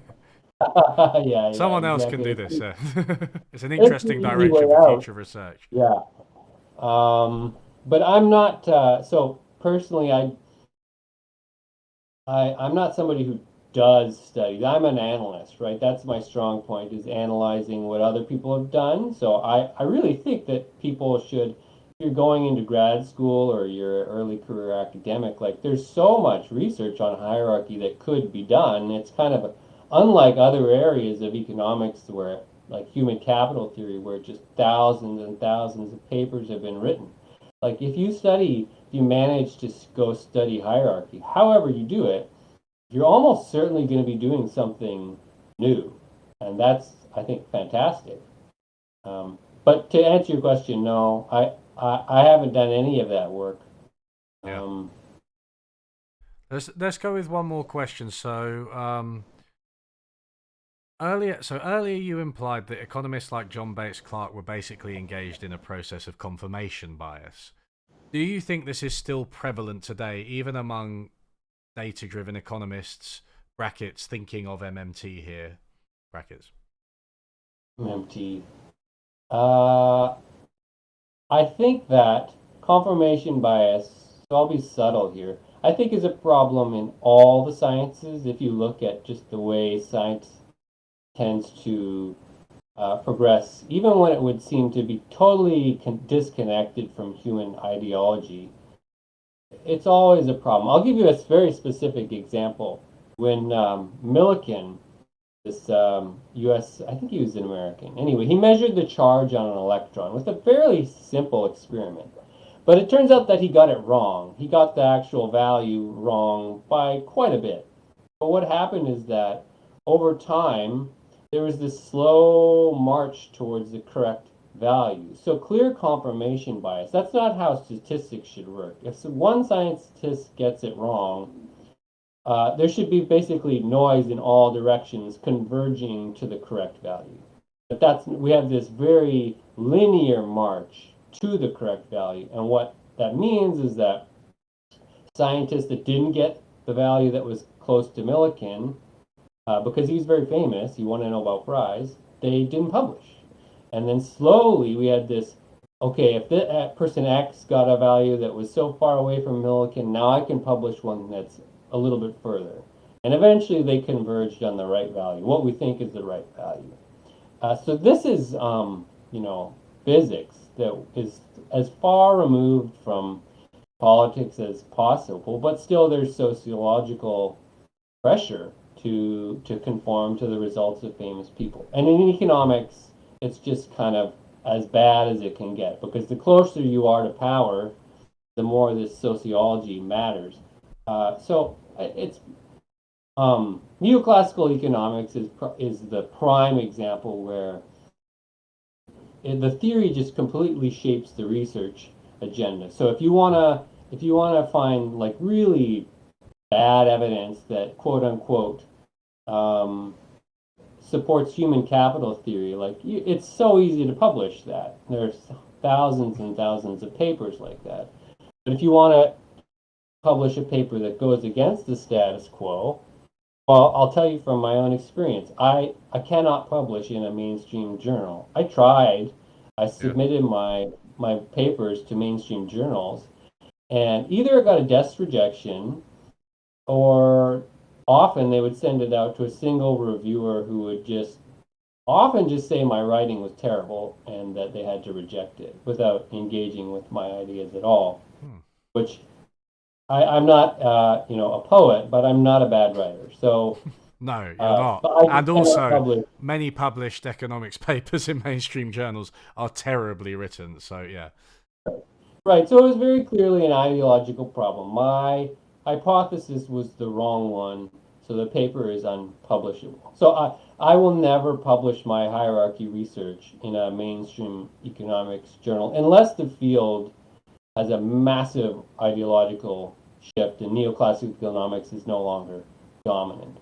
So yeah, these ideologies shape the kind of research that you can do. Um, was MMT part of the question there? Well, it was mentioned in passing, just to say, basically, I think do you think that MMT is a biased? I think was the kind of implicit Oh, question. well, That's a real well, can of worms. yeah. Well, I don't know that bias uh, is the right word. Yeah, of course it's biased. So I think the way I come at economics is that everything is biased. We're doing very political research and we have political ideas. So I don't try to hide them. And MMT, I don't know that it gets everything right, but what I like about it is that for the most part the ideology is up front, whereas neoclassical economics tries to hide it. And you have to do a lot of work to figure out what the ideology is. Mm, Um, yeah, I don't tend know to if I agree. want to get into MMT No, though, no, because I'm it's probably too late for MMT talk. But yeah, yeah, no. So yeah, so I think that's that. You know, we've been chatting for 2 hours. We've actually touched on everything I wanted to, which is great. So thanks so much, Blair. I've really enjoyed this conversation.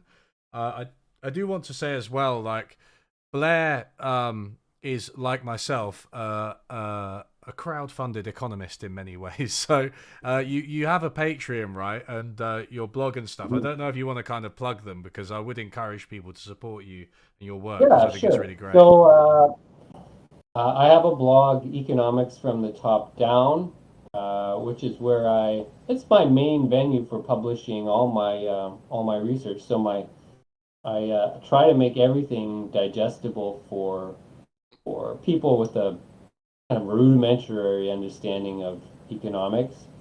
And I do have a Patreon. So if you search Blair Fix Patreon, I I do have a Patreon. It's not my sole source of income right now, but given the state of academia, it is. I'm not holding out that I'll be a crowd-funded academic because I don't have a permanent academic position and there's none in sight. So, yeah, Yeah, if you that's want to help out, familiar it'd be great. territory. Yeah.